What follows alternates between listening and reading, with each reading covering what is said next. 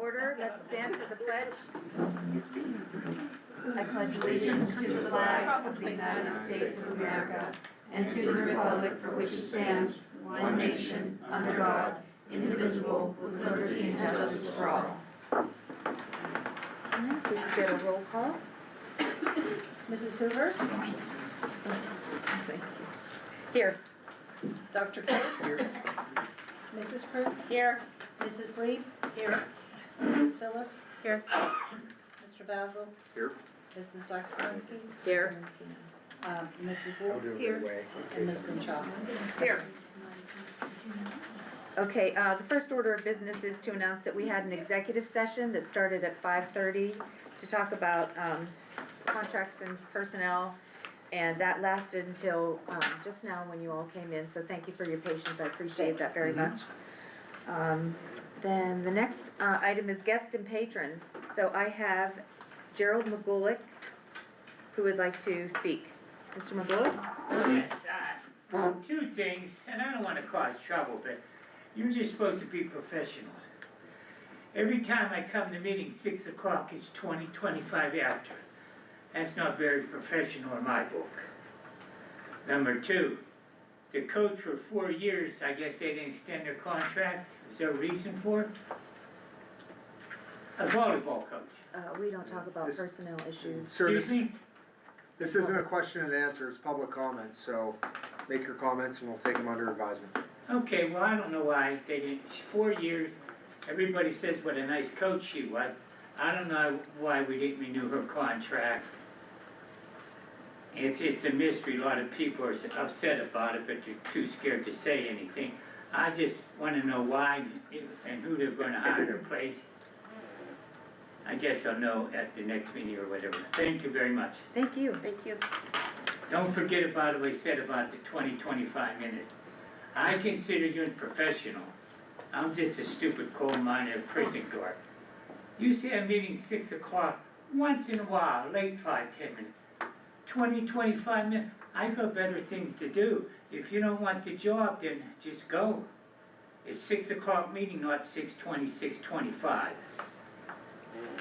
Thank you. Thank you. Okay, let's see, first order, buildings and ground, administrative report. You know, I appreciate the opportunity for administrative reports because I want to show not only the community but the board the out-of-school opportunities that you provide for the students in that building are, I think, really second to none, and they're really expansive. You know, so we don't concentrate just on the arts or just on athletics or just on academics. You share a lot of opportunities for our students. I think for a district our size, you know, with our budget, we provide a lot of opportunities for our students. And one of those was the Heritage Conference BattleBot team.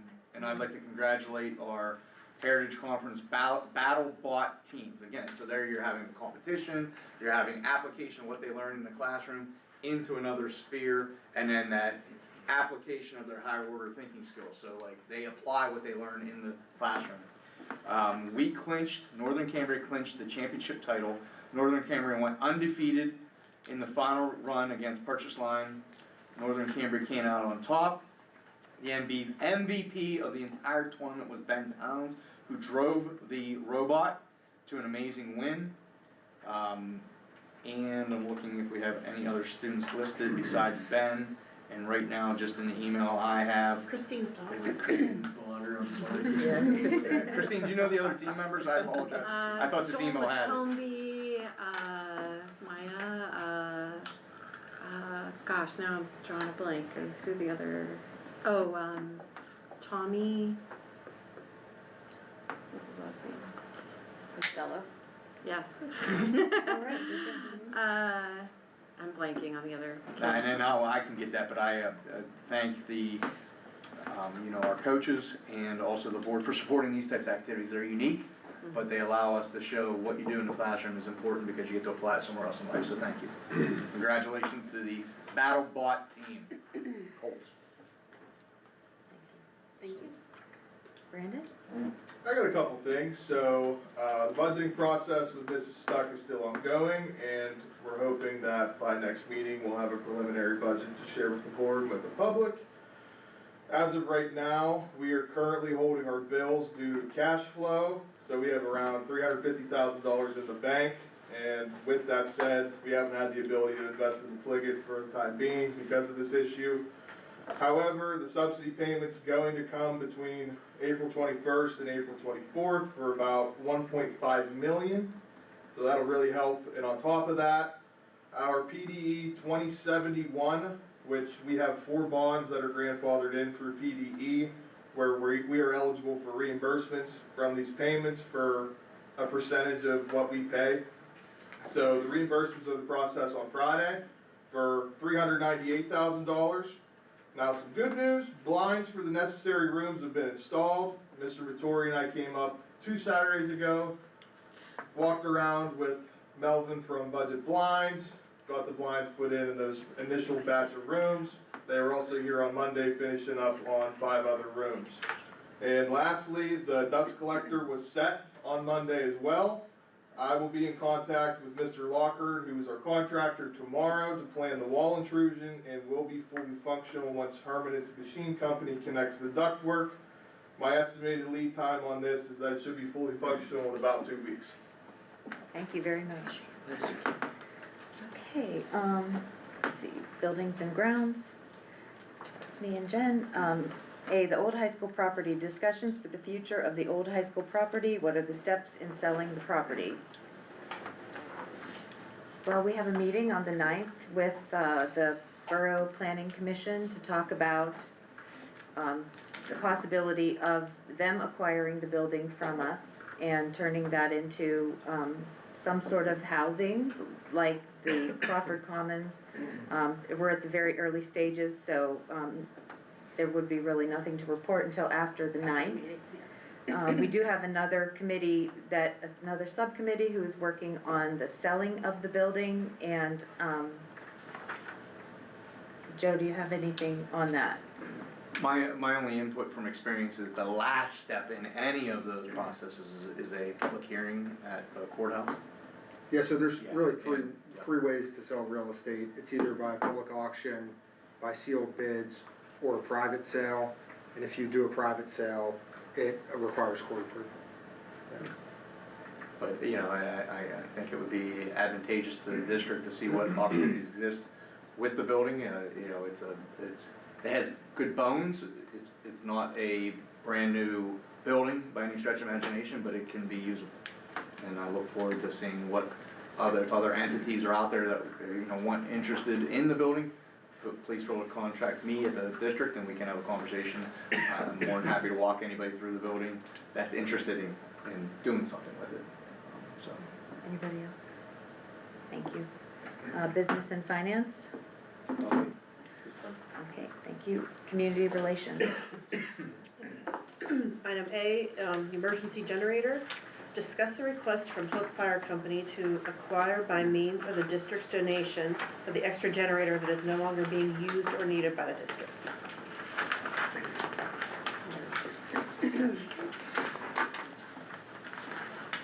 Okay, so,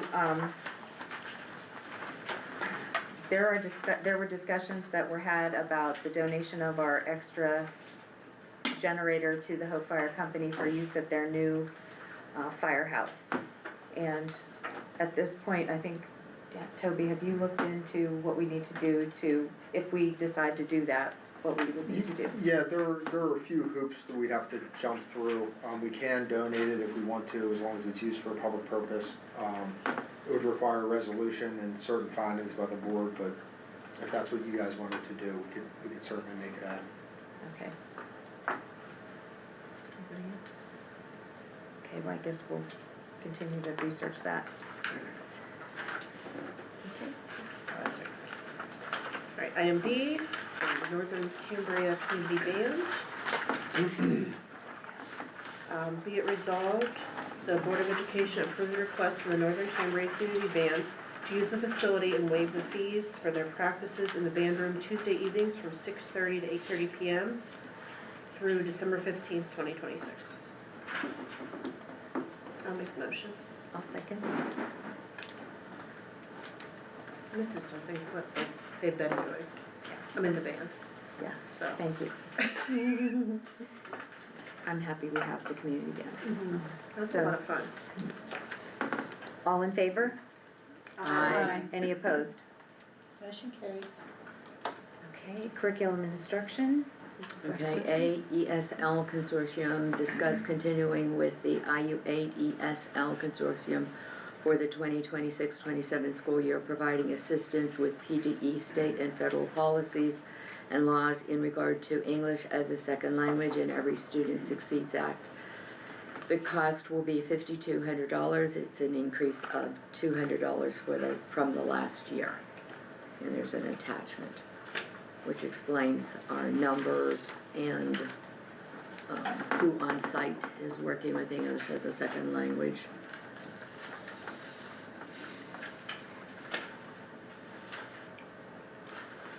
Any discussion, anything to add? If it's something that Straight. we've done, yeah, it's pretty It's straightforward. very proactive on our end. You never know when a family that has a foreign language native speaker moves into the district. However, we have ESL teacher on staff, but they're not trained as, they're not translators. They're not there to teach every language. They're there to facilitate a general education teacher that has to teach history to someone that is Ukrainian or Vietnamese or whatever the language may be, Spanish. And the IU's role is then to help us. So here's your materials, they're gonna help us with translations, they're gonna help us with teaching strategies for those specific languages. And our ESL staff member that is dutied, that's a duty for ESL, you know, they're in charge of making this connection with the IU and then that family and those students, so. And our numbers are very low, but they do exist. And as far as the state and the feds, there are regulations and tests that have to be filed annually, and, you know, so that would be a consultant with in-house that you could reach out to. Thank you for, yep, thank you. Thank you. And then B, the course catalog, discuss the 2026-27 high school course catalog as presented. Just as, you know, I spent a lot of time with the course catalog. I have several questions that I'm going to be pursuing with, you know, the superintendent and the principals, mostly the high school principal, on some of the things, the prerequisites, some of the things that are mandatory now that weren't mandatory years, you know, even yet last year.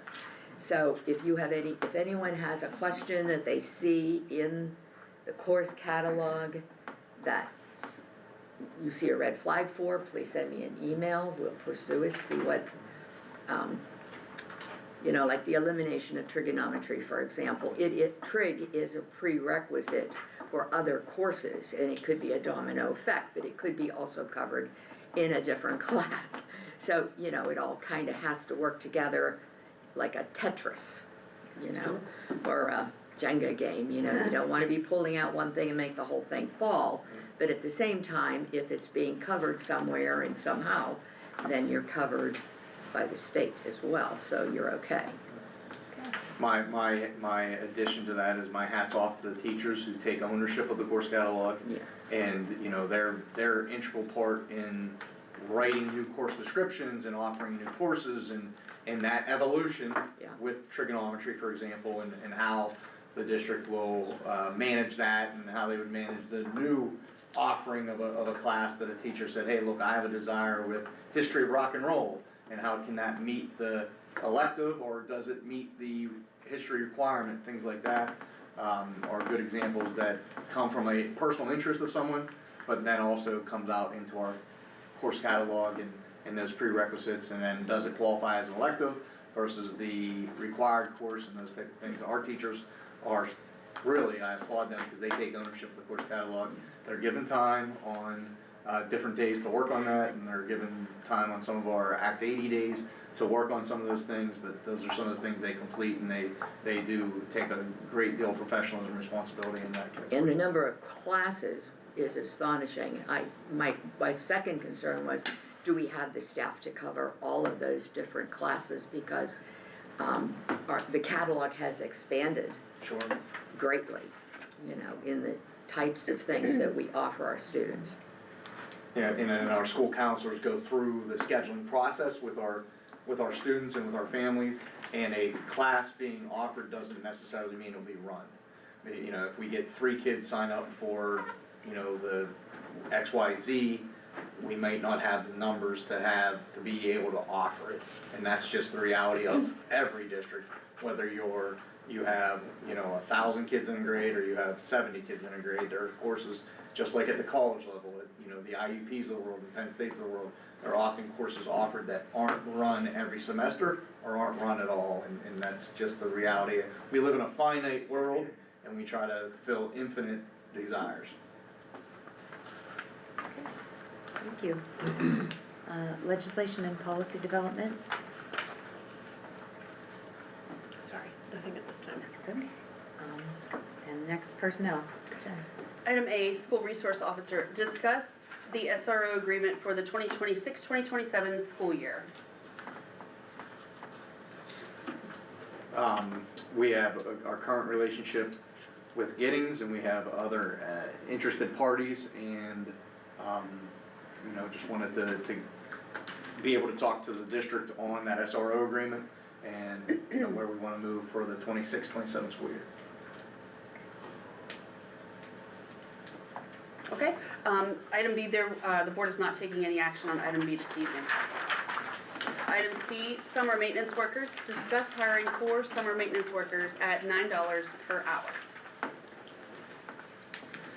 So I had a question on this. I was hoping that we could dedicate one of the 4 summer maintenance workers to the high school to photograph, catalog, itemize, whichever way you wanted to list it, the items that are not being used at our vacant high school so that we can prepare for auction. I would like that to be their sole duty for the summer. So by the end of the duties, we are ready to go to auction. Is that why we have 4? Don't we usually have 3 for this? Yes. Okay, we do, that's the, okay, That's my okay, gotcha. And one thing I wanted to mention, because I think I would like to explore if we are gonna have students who may be either about to enter college or if they're like on break from college, if we could see if any of those students could be, if we could use their work study money to pay their salaries, because I know that there's a way to do that, and if we could try to explore that so that we maybe don't have to. Do you know a resource that we can reach out to? I will get you one. I do, I I don't know where I I have some information I can share with put them. it. Yeah. Okay. Share. Yeah, in a previous life, I was a financial aid Yeah. advisor, so. Yeah, please share. Yeah, so I mean, I think it's worth exploring. We may get people that don't have work study or haven't started college yet. Sure. But I think that anytime we could save a little bit of money and, you know, take advantage of that, we should. Thank you. Oh, okay. So item D, cafeteria substitute. Is that all? Anyone have anything else before I read this and move on? Good, okay. Be it resolved, the Board of Education approves the addition of Ashley Goss to the cafeteria substitute list for the 2025-2026 school year. Clearances have been submitted, and I will make the motion. I'll second.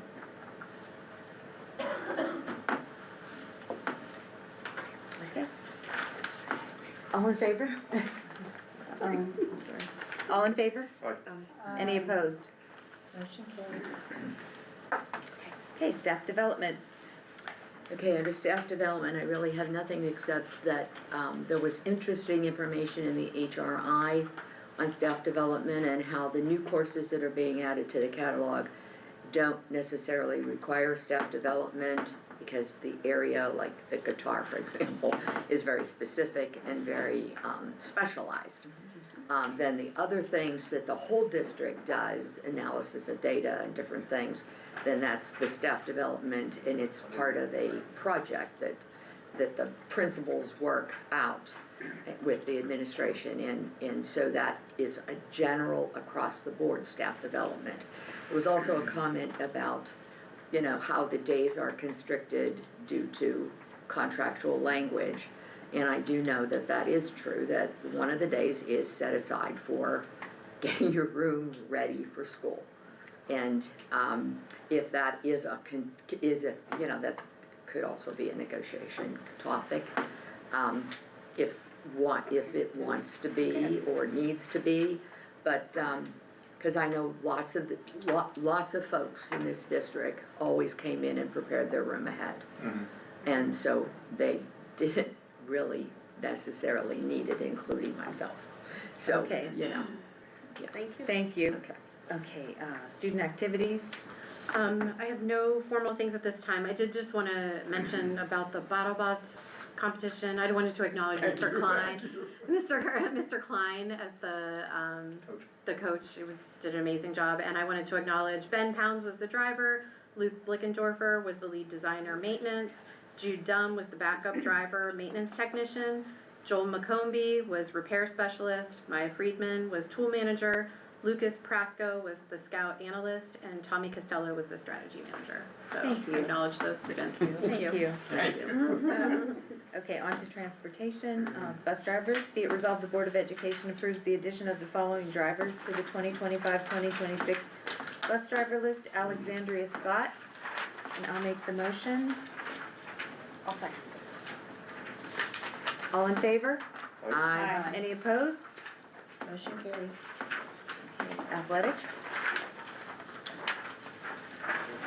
Item A, assistant volunteer coach. Be it resolved, the Board of Education approves the following volunteer coach for track and field.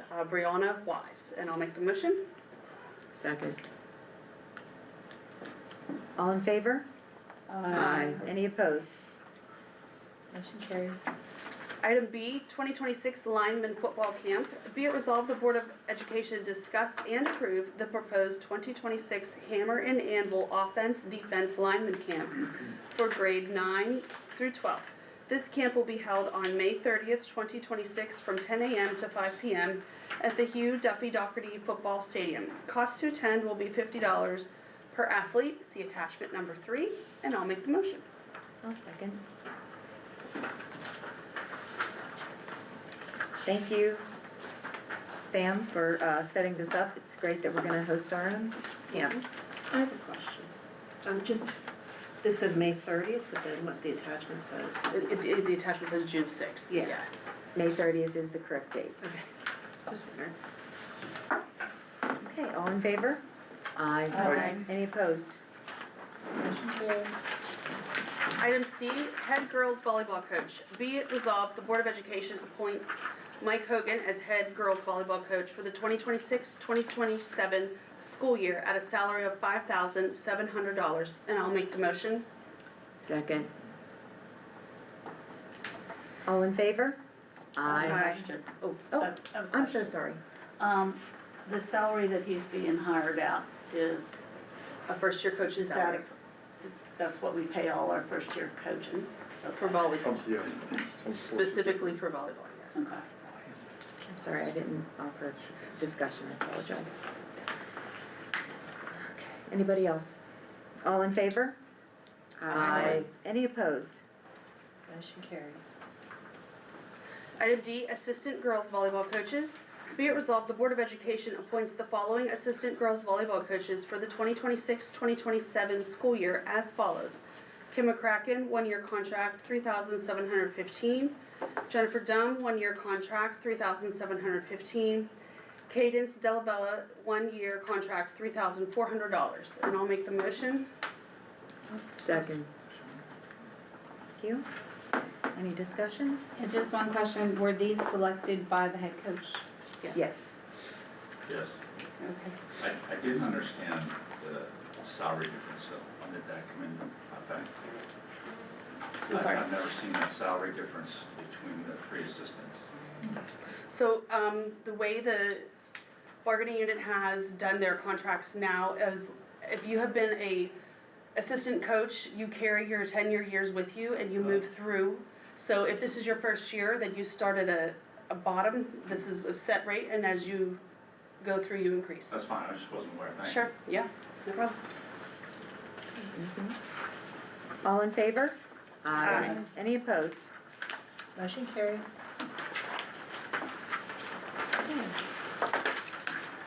We'll adjourn. Be it resolved, the committee of the whole voting meeting of the Northern Cambria School Board for April 7th, 2026 be adjourned at 6:45 PM. I'll make the motion. Second. All in favor? Aye. Any opposed? Motion carries.